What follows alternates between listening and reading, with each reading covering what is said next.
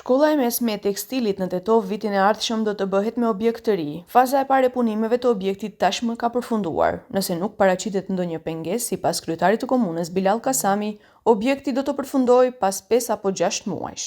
Shkolla e mesme tekstile po punohet, po ndërtohet në kuadër të dinamikës së paraparë në bazë të kontratës.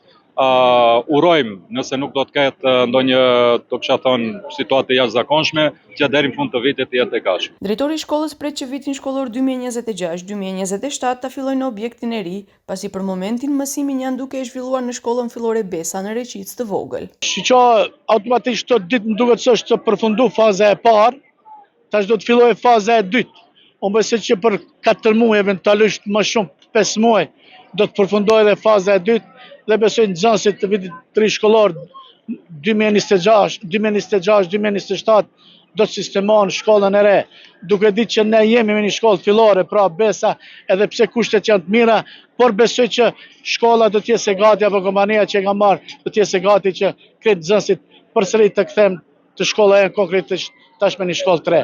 Për ndërtimin e kësaj shkolle, komuna mjetet i ka siguruar nga Kredia Hungareze në total 5 milion euro apo 308 milion denar. Për fazën e parë janë siguruar 148.5 milion denar nga mjetet e qeverisë për investime kapitale për komunat, ndërsa 2.2 milion denar nga buxheti i komunës së Tetovës.